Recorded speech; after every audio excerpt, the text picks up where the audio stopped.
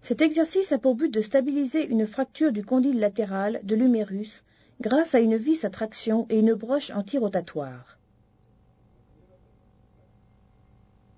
Voici les instruments et les implants à utiliser. Le grand davier réducteur à pointe, la mèche brune de 2,5 et la mèche de 3,5 mm, le double guide-mèche 3,5-2,5, le tarot brun de 3,5 avec la poignée en T, la fraise à chambrer, la jauge de longueur, le tournevis et sa douille pincette, une broche de Kirchner et la tige à courber, les broches de Kirchner. Voici une vue de l'humérus avec une fracture de la partie latérale du condyle huméral. Le condyle latéral de l'humérus a été fixé dans l'étau et un trou de glissement de 3,5 mm est percé de l'extérieur vers l'intérieur à partir d'un point distal et crânial à l'épicondyle. La mèche doit être orientée afin de sortir au centre du condyle. Il est également possible de forer de l'intérieur vers l'extérieur.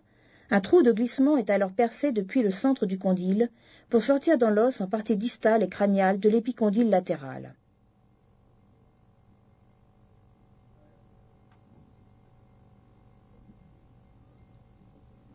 La fracture est réduite et maintenue avec le grand davier réducteur à pointe. Le guide-mèche de 2,5 mm du double guide-mèche est inséré dans le trou de glissement et le trou fileté est percé avec la mèche de 2,5 mm.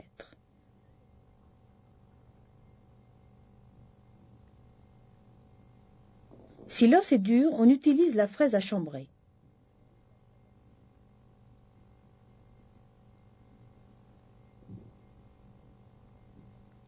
La longueur exacte de la vis est mesurée avec la jauge de longueur.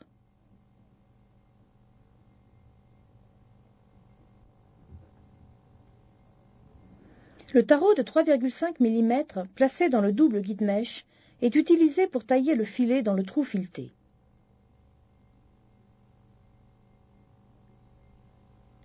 La vis corticale de 3,5 mm adéquate est insérée, réalisant ainsi une compression le long de la ligne de fracture.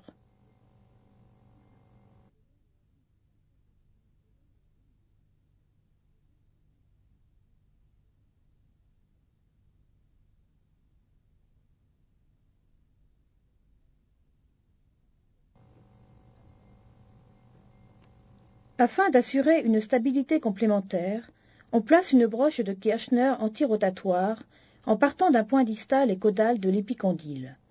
La broche doit être dirigée du fragment latéral vers la corticale médiale. L'extrémité de la broche est courbée avec la tige à courber, puis coupée.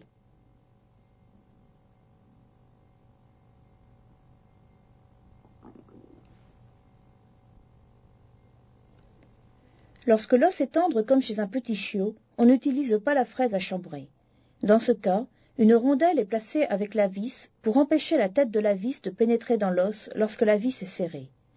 La partie délicate de cette ostéosynthèse est de rétablir la congruence articulaire en utilisant la compression interfragmentaire.